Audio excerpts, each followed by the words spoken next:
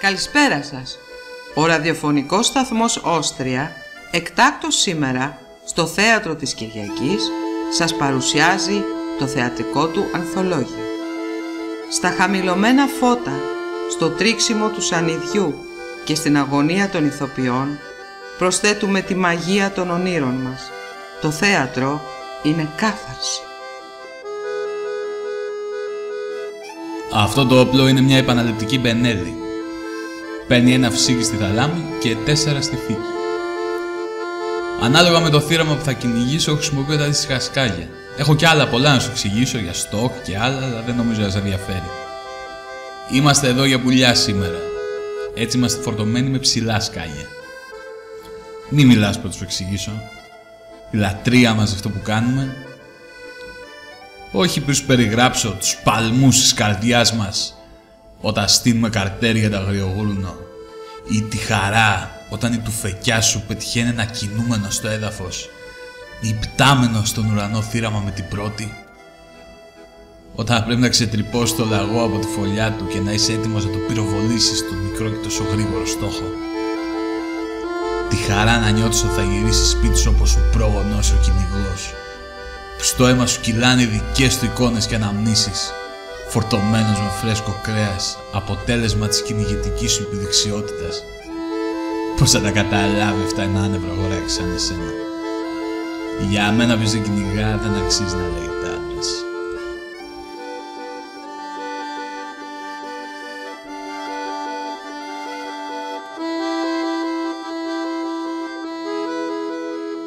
Έκλαιγαν και πολλούσαν πολύ. Το πόδι της μιας ήταν τόσο χτυπημένο που με τα βίας το έσαιρνε. Στη θέα των μικρών παιδιών, των βρεφών δηλαδή, τρελάθηκα. Δεν ξέρω τι κατάλαβαν από όλη αυτή την κατάσταση, αφού ήταν 1,5 έτους και 2 μόνον, αλλά τα ματάκια τους είχαν γίνει τεράστια από το φόβο. Το ένστικτο ίσως. Οι πολλές και άγριες φωνές και το ξύλο που είχαν αντικρίσει, τα έκαναν έτσι. Δεν ξέρω, τα είχα χαμένα. Δεν ήξερα από πού να αρχίσω. Πήγα κοντά τους και τις έσφιξα στην αγκαλιά μου. Η μία από αυτές φώναξε πολύ από τον πόνο. Την είχε χτυπήσει στο στήθος. «Ο άθλιος», είπα. «Μη φοβάστε, θα μείνετε εδώ μαζί μας και δεν πρόκειται να σας πειράξει κανείς. Ηρεμήστε».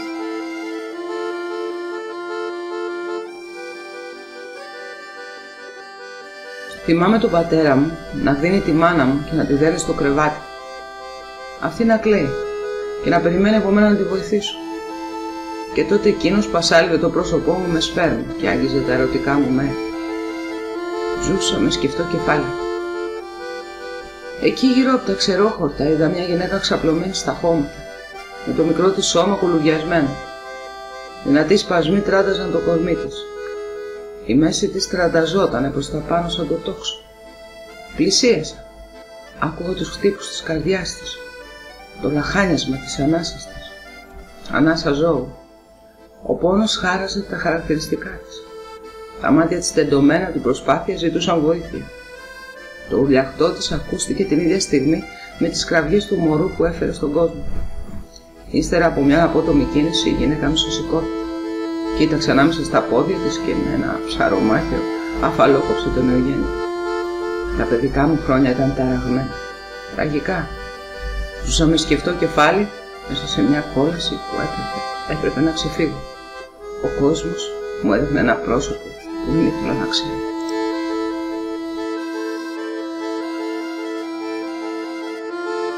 Να με πάλι εδώ από όπου ξεκίνησα. Στο σπίτι μας η μάνα μου φροντίζει ένα μικρό κήπο με λαχανικά. Εγώ και ο πατέρας μου καλλιεργούμε τα κτήματά μας και ζητάμε από το Θεό να είναι καλή η εισοδιά. Τα αδέρφια μου μεγαλώνουν, φτωχικά, με στερήσεις, αλλά ζούμε. Στον τόπο μου λένε πως οι ψυχές των αγαπημένων μας που φεύγουν για το μακρινό ταξίδι γίνονται αστέρια και λάμπουν στο στερέωμα. Έτσι, όταν πέφτει νύχτα σηκώνω τα μάτια μου στον ουρανό και τότε τη βλέπω. Είναι το μεγαλύτερο αστέρι και το λαμπρότερο. Θυμάμαι ξανά τα μάτια της, τη νιώθω κοντά μου. Την αναγνωρίζω από το άρωμά της. Της χαμογελώ, απλώνω τα χέρια μου και της λέω «Καλή σου νύχτα καρδιά μου, καλή σου νύχτα Ναριμάν». Τι κάνεις εδώ εσύ? Ρωτάω, τι κάνεις εδώ? λάθος ερώτηση. Μου βλέπεις να κάνω κάτι? Στέκεσαι. Α, ωραία. Να περιμένω λοιπόν που θα ρωτήσει και το δέντρο. Αυτό δεν θα κινηθεί. Τότε ξαναρώτα μου όταν κουνηθώ. Εξυπνάδες. Για δώσε μου τα χαρτιά σου. Χαρτιά? Τι νόημα έχουν, αφού είμαι εδώ ο ίδιος? Για να μάθω τα στοιχεία σου. Όνομα, επίθετο, που μεν. Το όνομά μου, αυτή τη φενάκι σε σχέση με το πρόσωπο. Το πλατή έμπλαστρο στη ζωή του καθένα μας. Αυτό θέλεις? Κι αν με λένε Μάκη ή Μπάμπη, αλλάζει τίποτα? Θα μοιάζομαι Μπάμπη ή Μάκη? Έχει νόημα που φωνάζω μια γριά παρθένα και ένα παλιάνθρωπο άγγελο? Ωραίο είναι? Δεν μου αρέσει να έχω όνομα, κύριε. Είμαι άνθρωπος. Ο εγώ, εδώ μπροστά σας. Αυτό να σας φτάνει. Δεν θες όνομα, Μάλιστα, δεν θέλω όνομα. Κανένα? Κανένα. Να μη σε λένε δηλαδή? Όχι να μη με λένε. Άναψε. Άναψε τα φώτα. Δεν θέλω να κάνω απολύτως τίποτα. Μόνο να ακούω τους δισταγμούς σου. Στο να κλείσεις ή όχι την πόρτα πριν φύγεις. Δεν με νοιάζει όμως. Γι' αυτό μην αγχώνεσαι. Πάντα επιλέγω το παράθυρο. Όχι. Δεν φταίς εσύ, πίστεψέ με, δεν φταίς. Όσο μπορεί να φταίει ο λύκος, ξεσκίζει το πρόβατο. Αν πρόσεχε, κάποιο άλλο θα είχε πάρει τη θέση του και προς το παρόν θα την είχε γλιτώσει. Θα μου πεις, δεν διδάσκουν οι μάνες ανέντιμα πράγματα και εγώ θα σου πω πως έχεις δίκιο, αλλά κανείς δεν είναι τέλειος. Ναι, ο κόσμος σε διδάσκει, όπως και ο χρόνος. Μα να ξέρεις πως ακόμα δεν έμαθα. Κι αν προσπάθησε η μάνα και ο κόσμος και ο χρόνος, να είναι καλά. Ξέρεις, είχα κάποτε έναν άντρα που μετρούσε βρισιές κι ήμουν περήφανη. Ποτέ δεν έλεγε τις ίδιες. Χαιρόταν και απ' τη χαρά του σήκωνε το χέρι του. Ψηλά. Κι εγώ χαμογελούσα και έκρυβα τις μελανιές βαθιά μες στο σιρτάρι. Ντρεπόμουν, γιατί όλες ήταν ίδιες και απαράλλαχτες. Ώσπου μια μέρα δεν είχε πια κλειδιά και ακροατήριο κι εγώ κοιμόμουν, μάδια από μόλπες σιρτάρια. Κι έτσι πια τα βράδια δεν είχα άγχος να μετρώ. Άνοιξε σε παρακαλώ και αυτή την αποθήκη για να προλάβω να τελειώσω πριν τις 10, να κάνω ένα τσιγάρο πριν γυρίσω και αρχίσει η νύχτα την αρχή να μου αποδίδει εύσημα και κατάρρεση. Άνοιξε τα φώτα. Την ψυχίατρό μου τη λένε Άλσα. Άλσα Μους. Είναι πολύ γλυκιά, αλλά δεν μπορώ να πω ότι με έχει βοηθήσει ιδιαίτερα. Βέβαια δεν φταίει τόσο αυτή, όσο εγώ που την αμφισβητώ συνέχεια. Θα μου πείτε, γιατί δεν την αλλάζεις? Μα το πρόβλημα είναι ότι δεν αμφισβητώ μόνο αυτή, αλλά και όλους τους συναδέλφους της. Για παράδειγμα, βάλαμε ένα στοίχημα με τη φίλη μου την Άλσα. Ότι θα μπορούσα δηλαδή εγώ, έναν κατά τα φαινόμενα φυσιολογικό άνθρωπο, να τον οδηγήσω στην πλήρη διάλυση και την τρέλα. Δική της δουλειά μετά θα ήταν να κάνει την αντίστροφη πορεία. Με άλλα λόγια, να ανακαλύψει το πώς το έκανε αυτό. Να διαγνώσει τις αιτίες και να ανιχνεύσει, σαν καλός επιστήμον, όλη τη διαδικασία που προηγήθηκε και οδήγησε αυτόν τον άνθρωπο στο ιατρείο. Μια διαδικασία της οποίας γνώστης και ηθήνων νους θα ήμουν εγώ και μόνον εγώ. Αν μπορούσε να μαντέψει σωστά, επιτέλους θα την παραδεχόμουν. Εάν όχι, θα με έχανε από πελάτη της. Αλλά κυρίως και από επιβίτορα που την ξεκούραζε από το βάρος ατέλειωτων ψυχαναλυτικών απογευμάτων, όπου αυτή μάταια προσπαθούσε να θεραπεύσει έστω και έναν απλό πονοκέφαλο. Μα Έκτορα, για μία φορά, για όνομα του Θεού, είναι παραμονή πρωτοχρονιάς. Είμαστε εσύ και εγώ και δεν έχουμε πώς να περάσουμε την ώρα μας. Μας χτυπάει κάποιος την πόρτα.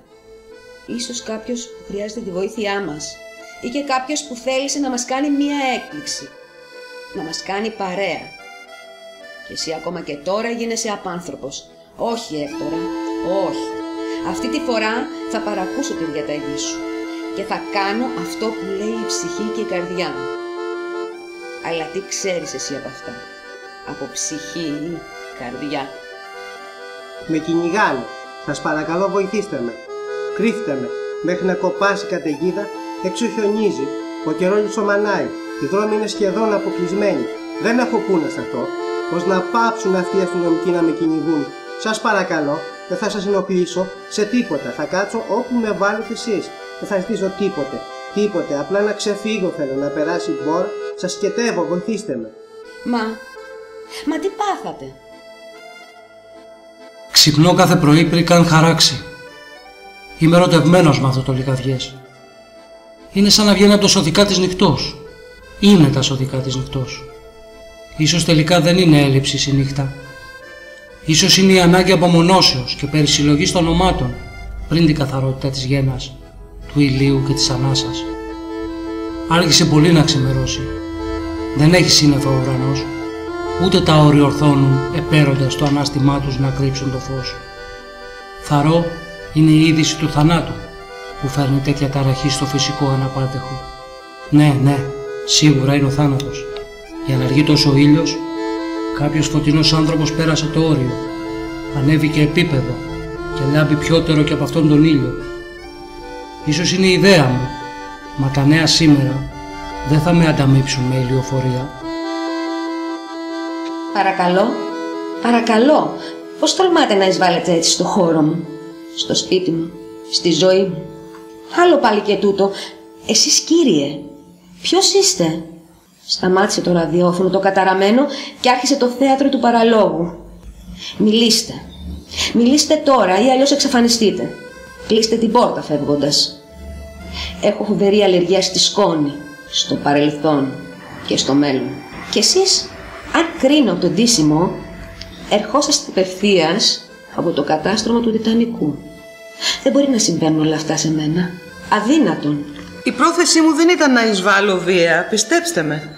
Δεν χτύπησα την πόρτα γιατί νόμιζα πως δεν κατοικείται τούτο το σπίτι. Πιστέψτε με. Εξάλλου έζησα εδώ και ήρθα να δω το σπίτι μου. Με εμπόδιζε τόσο καιρό ο φόβος μου. Ο φόβος μου και μόνο. Όμως ο κύριος από εδώ, με έπεισε να το ξεπεράσω και να γυρίσω πίσω. Δεν μπορεί να έκανα λάθος. Τούτο είναι το σπίτι των παιδικών μου χρόνων. Το σπίτι των ονείρων μου. Βέβαια ο κήπος δεν υπάρχει πια και όλα είναι γκρίζα. Μα η πιθανότητα λάθους είναι για μένα από μηδαμινή έως ανύπαρκτη. Αυτή η φωνή. Σίγουρα εδώ παίζουμε φάρσα. Ναι, φάρσα. Η φωνή του ραδιοφώνου μες στο σπίτι μου. Βέβαια. Στην κατάσταση που ήμουνα, τι να έκανα? Όλο μου έλεγες και κλεγόσουνα. Εγώ τη μανούλα μου δεν την αφήνω μοναχούλα της. Έναν με έχει. Ναι, το βυζανιάρικο. Βρε, για στάσου. Τώρα που το σκέφτομαι. Εσύ βρε μπορεί να το κάνεις και επίτηδες. Σίγουρα.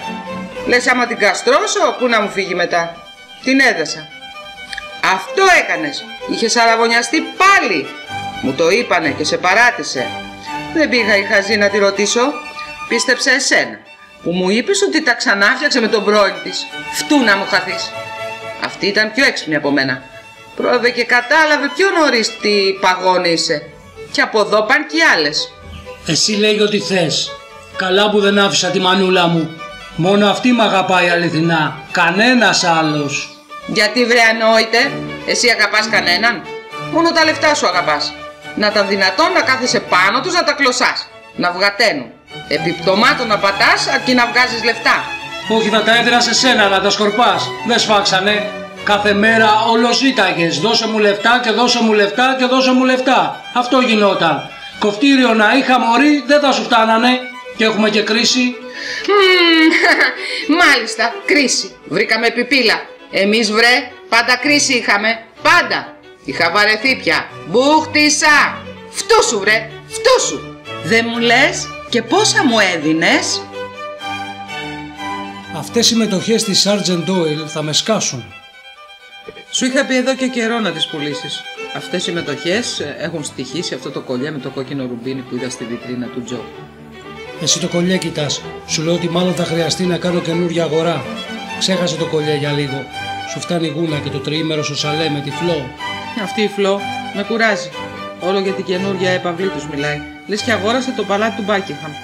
2 δωμάτια περισσότερα από εμάς και νομίζει ότι έγινε η Ελισάβετ. Ο νέος επιστάτης φαίνεται καλός για το εργοστάσιο. Σκληρός με τους εργάτες και δέχτηκε εύκολα το βασικό μισθό που του έδωσα. Μακάρι να έβρισκα κι άλλους σαν αυτόν. Όλοι οι εργάτες ίδιοι είναι. Όλο ζητάνε και απαιτούν. Και εσύ είσαι πολύ ελαστικός μαζί τους.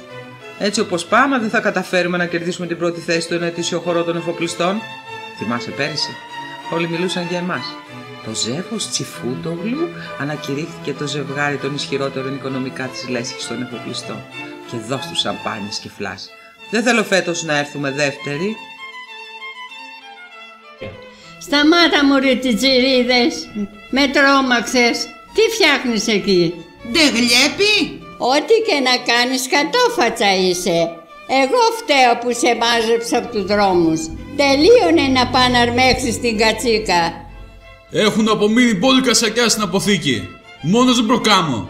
Να πάρω αυτήνα για βοήθεια. Μπα, έχει άλλες δουλειές.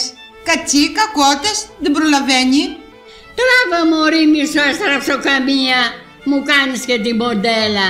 Να πάω να βοηθήσεις το φόρτωμα. Δεν πάει του Ντόρκα, λίγα λεφτά. Του Ντόρκα τσάμπα δουλεύει. Δώσει κάτι παραπάνω, κυρά. Πάρτα να μη στα χρωστάω, προκομμένη. Χαραμουφάισα, αλλά θα σε φτιάξω. Να βρω κανένα ξένο. Κι όσοι έχουν ξεμείνει να άστα. Σύρε μαζί του στην αποθήκη. Του Ντόρκα φύγει από εδώ. Κακοί άνθρωποι. Μου λες τώρα να μην εκνευρίζομαι. Έχω δικαίωμα να εκνευρίζω όποτε μου γουστάρει. Μπορώ και να φουντάρω από τον ιστιμό. Μπορώ να κρεμαστώ και από μια κολόνα ΔΕΗ. Εσύ ποιος είσαι που θα μου το απαγορέψεις? Κάποιος που γύρισε από το θάνατο. Εξάλλου θα μπορούσα να είμαι και πατέρα σου. Όχι. Είσαι συγγραφέας αλλά δεν ξέρεις να χειρίζεσαι τις λέξεις. Θα μπορούσες να είσαι πατέρας μου, όμως δεν είσαι. Σήμερα το θάψαμε στο πρώτο νεκροταφείο. Παρακολουθούσα από μακριά την κηδεία κρυμμένος ανάμεσα στους θάμνους. Δεν ξέρω αν με προσέξα, δεν κινήθηκε κανένας προς το μέρος μου. Λυπάμαι. Γιατί πέθανε και ο δικός σου πατέρας σήμερα? Ίσως. Τι ίσως? Αυτά τα πράγματα δεν χωράνε ίσως. Κατά κάποιο τρόπο. Άκου άνθρωπε, πολύ περίεργα μας τα λες. Και αν θέλεις να με τον πάρεις, διάδεξε λάθος τρόπο. Ειλικρίνεια. Δεν σου έχει μιλήσει κανείς για την ειλικρίνεια? Πόσο αποτελεσματική είναι? Κάτι έχω ακούσει. Όμως σήμερα δεν πήγα να εξομολογηθώ. Δεν θα μου έκανε τίποτα σήμερα. Και τι έχει το σήμερα μου λες? Τι δεν έχει να λες? Τι δεν έχει? Τίποτα. Τίποτα. Βλέπεις, με αυτή τη λέξη με πρωτοκοίταξες. Σε πρωτοκοίταξα? Μου μίλησες για πρώτη φορά εννοώ. Δεν τα πάμε καλά. Εγώ σου μίλησα. Εσύ μου μίλησες. Ναι, έχεις δίκιο. Σου ζήτησα συγγνώμη που κάθισα κατά λάθος στο ίδιο παγκάκι που πήγαινες να καθίσεις. Και τρακάραμε τα κουρασμένα σκαριά μας με το συμπάθειο. Δεν πειράζει. Είμαι αρκετά μεγάλος για να μπορώ να τα αντέξω να μου το χτυπάνε κατάμουτρα. Τώρα εσύ κάνεις αγκόμετα. Πόσο χρονών είσαι? 50. Στον δρόμο βγήκε από νωρίς με υψηλά ιδανικά. Απλός σαν κοινός θνητός, αθάνατος σαν θείος βασιλιάς. Καθαρός απόγονος του Ηρακλή, ήρωας πραγματικός. Ρωμαλαίος ως νέον δυνατός, στη μάχη Ισαλαίος και ατρόμητος. Μα και λαμπρός ως σαν Απόλλωνας, με πάλευκα φτερά σαν του Δεδάλου, περαστάς τους πλοίους ώμους. Ηγέτης σωστός, άριστος μαχητής προπομπός, έτοιμος με τα φτερά του στον αγέρα να πετάξει, αητός, αδάμαστος και αίτητος, έτοιμος τον ίδιο τον ήλιο να σκιάσει.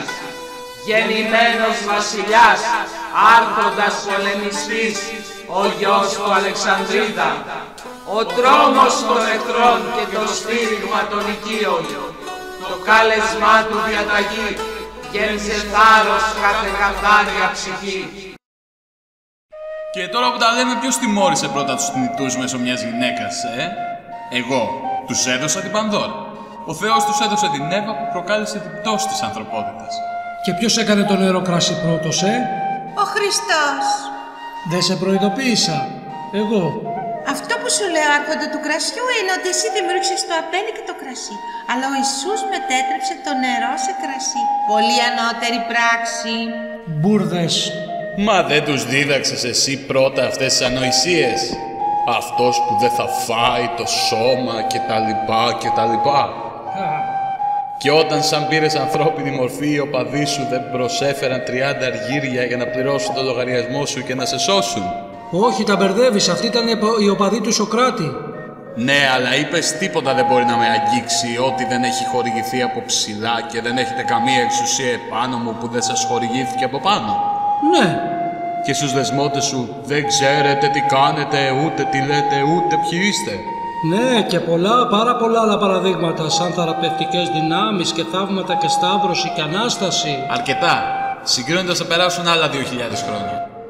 Έτσι οι μάρτυρες στη τρομερή τραγωδία του Διονύσου, οι μοιημένοι στον κοινό του πόνο, το θάνατο και την Ανάσταση, γνώριζαν ένα πνευματικό εξαγνισμό γνωστό ως κάθαρση. Ακούστηκαν με τη σειρά η Αγγελική Ραφτοπούλου, ο Δημήτρης Ραφτόπουλος, ο Δημήτρης Σταυρακάκης, η Γεωργία Παπαμιχαήλ, ο Δημήτρης Βύρης και η Δώρα Ραφτοπούλου. Ελπίζουμε να σας άρεσαν τα αποσπάσματα από τα θεατρικά μονόπλατα. Η συνέχεια στις σελίδες του βιβλίου. Καλή σας νύχτα και σας ευχαριστούμε.